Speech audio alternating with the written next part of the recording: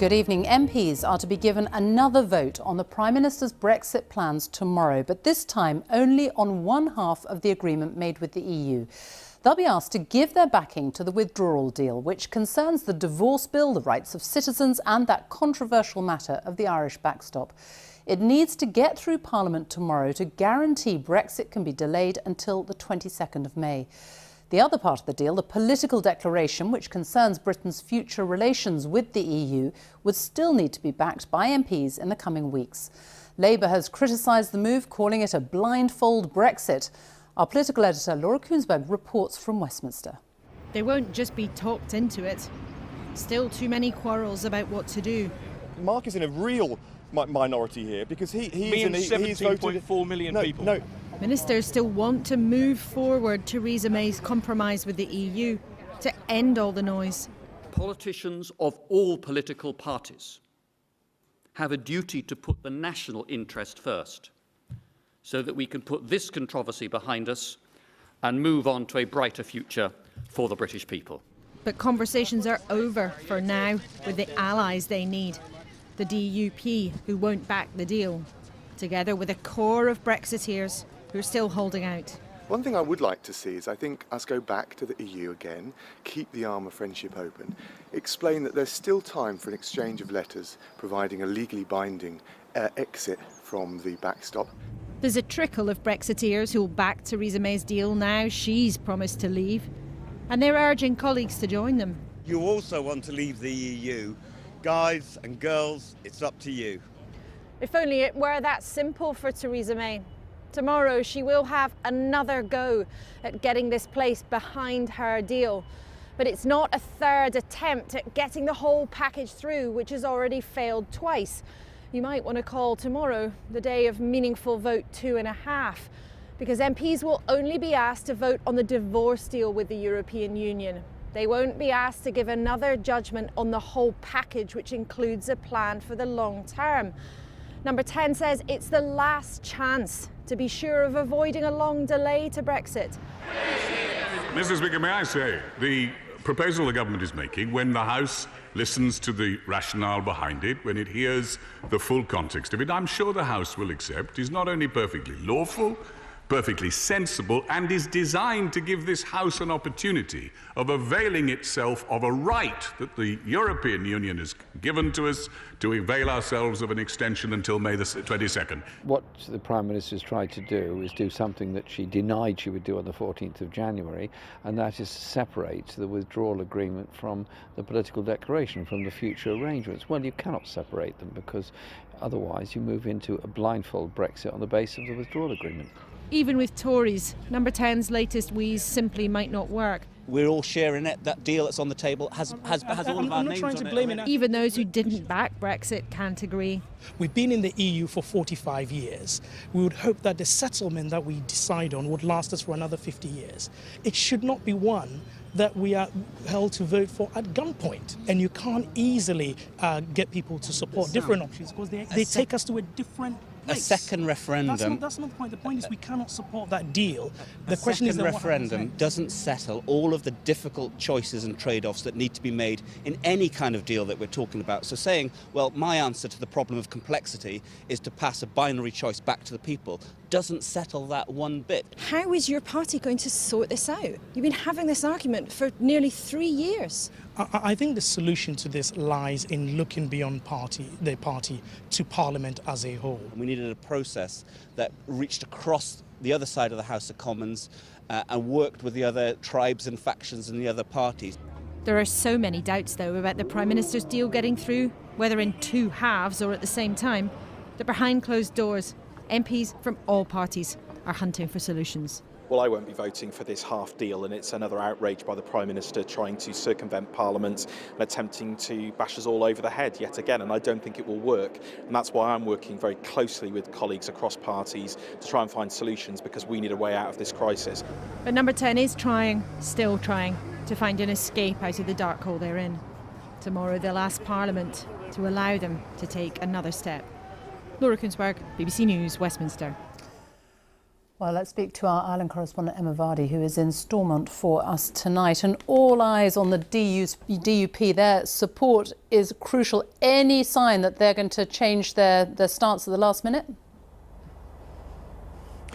Well, tonight, as things stand, there quite simply isn't. You know, over the last few weeks, there have been many avenues explored intensively between the DUP and the government to try to make this deal more palatable. But all those avenues just keep seeming to lead to dead ends. Now, if the backstop were to kick in, that could mean Northern Ireland being treated differently to the rest of the UK, this place alone having to follow EU rules.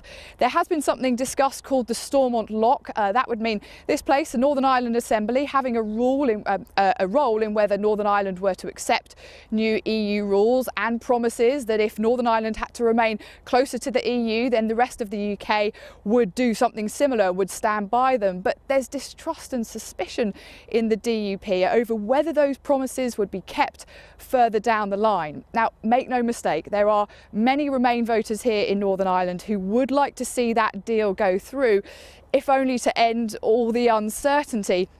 But I can tell you this, that pressure alone is not going to force the DUP's hand, because as long as they believe that this deal could chip away at Northern Ireland's position within the United Kingdom, they're going to find it extremely hard to back it, because that belief in the union is the most fundamental thing that the DUP is all about. Emma Vardy, thank you. Meanwhile, there was a furious reaction from business leaders today to the ongoing deadlock over Brexit. The head of the British Chambers of Commerce said MPs needed to stop chasing rainbows. He told the group's annual conference that uncertainty was causing real-world damage to the UK economy. Our business editor, Simon Jack, looks at the daily pressure on companies. Where do you go to escape from Brexit? How about this caravan and camping site in Dorset? Hello. Hi there. Pat and John headed back from Spain in time for the original Brexit date because they had so many unanswered questions. Insurance, motorhome travelling insurance, our private medical. A big thing for us is our mobile phone roaming charges, because that's the only communications we have when we're abroad. There's also the delays on the other side of the channel. There's also things like our driving licences that we don't know if they stack up. And the dogs? We don't know about how their passports stack up. We don't know about blood testing, the rabies jab. Real questions affecting real life choices and creating some business winners and losers. All the quality ones are German. Campsite owner Dave is one of the few winners. Oh, we're having a fabulous year so far. We were 300 bookings up in February on last year, and March is following suit. There's a lot of uncertainty with the economic climate and the Brexit situation. The pound is very weak against the euro. Are the ferries going to be congested with extra freight coming in if there's a no-deal situation? It is perhaps incredible that we don't know what kind of Brexit we're going to get yet and when, but for businesses the effects of it are very real, and it's creating winners like this camping and caravan park in Dorset, but it's creating many, many more losers. For most businesses, it's that combination of caution, confusion and frustration at the political impasse that is causing real-world damage. Businesses like this one here in Portsmouth. Jane Mugridge makes fruit cordials and vinegars. Last year, she sold nearly 30,000 bottles, until bottles became one of her biggest Brexit problems. These are our cordial bottles. The French have decided they're not going to make or supply them anymore because of the uncertainties with Brexit. That's 50% of our business out the window straight away. Can't you get them from somewhere in the UK? No, the British don't make pretty bottles. They make bog standard plain bottles. What do you think politicians think about business? Do you think they recognise the needs of business? Well, politicians don't listen to small businesses. They don't really care, I don't think. Businesses big and small from all around the country came to Westminster today. The message was simple. Get the deal done, remove uncertainty and lean in to investing in what is a great economy. Finding a neat way to decouple from Europe is the key to getting business moving again. Simon Jack, BBC News. So this latest vote on Brexit is expected tomorrow afternoon. Can the Prime Minister finally get the support she needs, at least for this part of her Brexit deal? And if she doesn't, what happens next? Here's our Deputy Political Editor, John Pienaar. For Theresa May, Parliament's become a hostile environment. Every PM admits there's something scary about the Commons. Theresa May could be forgiven for hating this place. Her Brexit deal has been blocked twice. So the plan now, try again to win the House and buy time to get her deal through. Tomorrow is about the EU divorce, and the fight over Britain's future relationship with Europe still comes later, and it still looks tough. Promising to go failed to do the trick. As someone put it, she fell on her sword and missed. So how's the search for more votes going? Not very well. The fight over the future's just warming up. Agreeing the so-called withdrawal agreement easily hard enough on its own. The Democratic Unionists, led by Nigel Dodds, just aren't buying promises to safeguard the union when Britain leaves. That's made it harder to win round rebels like Jacob Rees-Mogg, who won't back the deal unless the DUP's on board. Others say the same. Even with potential leadership candidates like Boris Johnson and like David Davis on side, Mrs May needs more. Her offer to resign has made it harder to win round Leave-accepting Labour MPs. They don't want to see a more Brexiteer PM. As for the post-Brexit future, well, MPs couldn't agree an alternative plan yesterday, but a so-called softer Brexit, sticking with EU customs rules, came close. A new referendum wasn't far off either, and that's frightened some Brexiteers who are coming to see Mrs May's deal as the best Brexit on offer, just not enough. So Britain may end up back in Brussels seeking more time. The EU gave Mrs May until tomorrow to agree a deal if it wants a Brexit extension to May the 22nd to fix the details, or, if her deal fails, face a tighter deadline on April the 12th. That on paper could mean a no-deal Brexit in a fortnight. Now, Team May is hoping they can at least get MPs behind the terms of divorce, the withdrawal agreement, and that'd be enough to get past April the 12th and give Britain to the third week in May to get the whole Brexit deal passed. Otherwise, there'd be 2 weeks to agree something else, a softer Brexit, a referendum, even some say a snap general election. And that would mean asking for more time, maybe a much longer extension. The EU could well agree, though it's the last thing Brexiteers in and outside the government want, let alone Theresa May. So the Prime Minister's still trying to beat the odds again tomorrow, hoping to keep her plan alive, to pass on a legacy, to be the PM who settles Brexit until the next big row, that is, under new management at Number 10. Back now to Brexit, because tomorrow, the 29th of March, was meant to be the day that Britain left the European Union. But that, as we know, isn't happening, at least for now.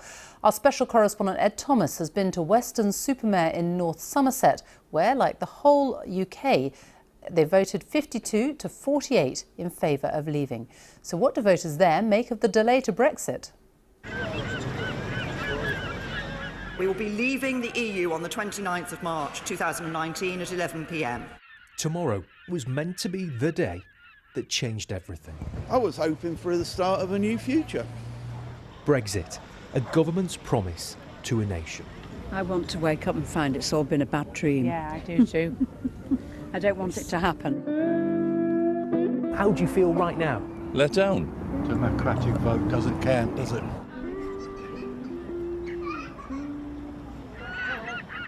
Weston-super-Mare in North Somerset, which voted leave, but only just.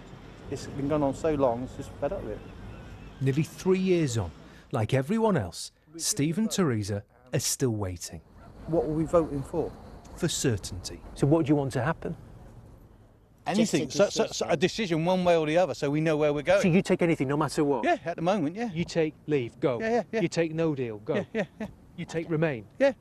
Take anything, just get it out of the way. I'm just fed up of it. It's all it is about Brexit. Did you vote in the 2015 election? No. 2010? No. But the referendum you did? Yes. Dave says life hasn't been the same since the last recession. I feel completely disenfranchised. He wanted Brexit this weekend. The start of a new era where we can have the schools performing, the law, police performing, not overworked, the hospital's not under as much pressure from people coming in. And why do you think those issues are the fault of the European Union? I didn't say they're the fault of the European Union. It's the fault of our own politicians for allowing it to happen. forget about all of it, because I don't think we should be leaving. I don't know how our country, as small as us, will be able to survive on our own, because we're not Great Britain anymore, we're just Britain. At the Bridge Club, a sense of real disillusionment. What's the word you used to sum it up? Betrayal. Whether you voted for or against it, I think democracy has been died. It's been killed off by the self-seeking elite. Brexit. Lost all interest in it. At Raddy's, it's cup final night. Brexit. A word they don't want to hear. Go away. I reckon we should stay where we are in the EU. But what about the 17 million people who voted to leave? It worked before, didn't it? Like, why change something that don't need to be changed? As we wait for a Brexit compromise, it's unclear when or who will find a way out, as both sides here become increasingly frustrated. Ed Thomas, BBC News, Western Supermare.